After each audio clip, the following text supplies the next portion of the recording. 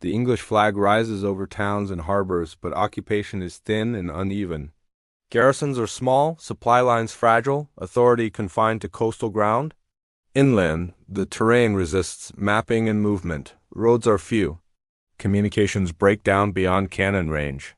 Spanish forces withdraw rather than collapse, leaving space rather than surrendering it. The English inherit burned settlements, empty storehouses, and a population already displaced by years of neglect and war. Control exists on paper and proclamations, not in practice. What England holds is a foothold, not an island. Beyond the forts, power is unresolved, contested, and unsettled. Spain does not concede Jamaica. The loss is treated as temporary, an interruption rather than a defeat. Officials speak of return, not retreat. Messages cross the Caribbean promising reinforcements and restoration. Local commanders avoid decisive engagements, preserving men for a future reconquest. The island is written off administratively but not strategically. Spain assumes time will correct the mistake. English weakness, disease, and supply shortages are expected to finish the work. This refusal to accept loss shapes what follows. Jamaica becomes a place held in suspense, claimed by two empires, controlled fully by neither. Spain lacks manpower. European soldiers are few, unhealthy, and unfamiliar with the interior. Africans already present on the island know the terrain, the paths, the water sources. They have been used for defense before, guarding towns and estates during earlier threats. Faced with invasion, Spanish commanders expand this practice. Weapons are issued, powder is distributed. Authority is extended pragmatically, not ideologically. The goal is survival and delay. Arming Africans is not a reform, but an expedient choice made under pressure, driven by necessity rather than long-term planning. Once armed, these men are not kept idle. They drill. They are placed on walls, in field positions, along retreat routes. They learn to load, fire, and move under command. They see combat at close range. They witness European formations break and withdraw. Experience accumulates quickly. This is not sporadic violence, but sustained exposure to organized war. Knowledge spreads through repetition and survival. By the time Spanish towns fall, a group exists that has handled weapons, followed orders, and fought against a European army in real conditions, not theory. After the towns are lost, defense changes shape. Walls and batteries are abandoned. Small units operate inland, striking supply lines and outposts. Movement replaces fortification. Familiarity with hills, forests, and rivers becomes decisive. Spanish officers attempt to direct these actions, but control weakens with distance. The war fragments into raids and counters rather than set battles. This form of fighting favors those who can move lightly and vanish quickly. The conflict does not end with occupation. It mutates, becoming harder to contain and harder to measure. The first sustained resistance the English face inland comes from African fighters aligned with Spain. They know English positions, habits, and vulnerabilities from earlier service. Engagements are small but persistent. Ambushes replace confrontations. The English respond with patrols and reprisals, but progress is slow. These clashes are not escapes from plantations. They are continuations of an unfinished war.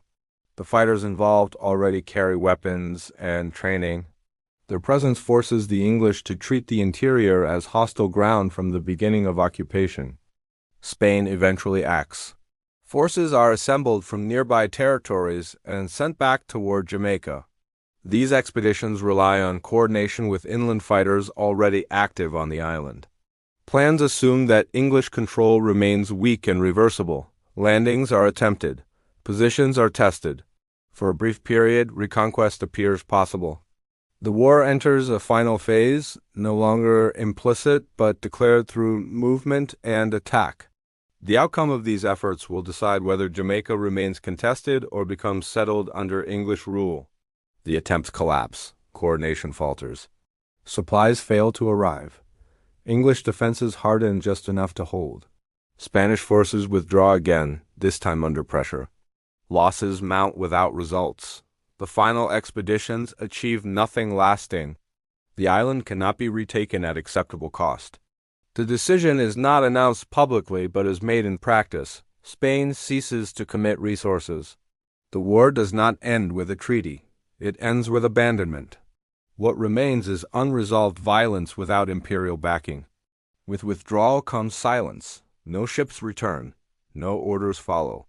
The inland fighters are left without pay, direction, or formal status. They retain weapons and experience but lose sponsors. The English advance cautiously, assuming resistance will fade. Instead, armed groups remain in the interior, now acting independently.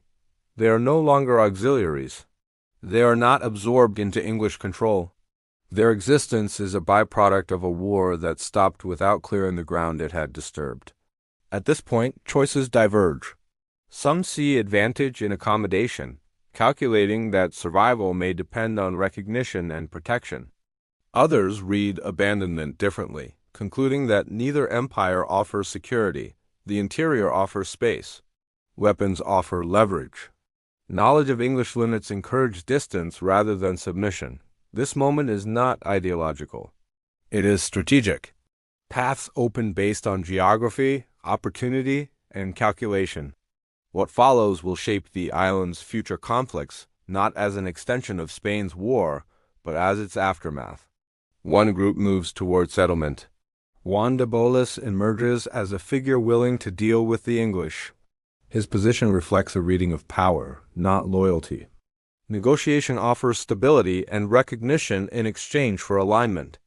The English accept, seeking to neutralize a threat they cannot easily remove.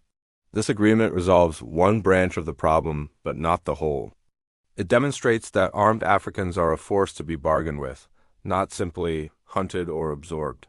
Elsewhere, different calculations prevail. Groups withdraw deeper inland, beyond English reach and Spanish return. They keep their arms, their experience, and their autonomy.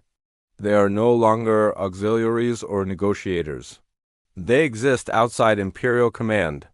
These communities, formed by unfinished war rather than flight from plantations, persist as armed, independent populations. From this moment, the conditions for future conflict are set. The maroons do not begin here, but they become possible here.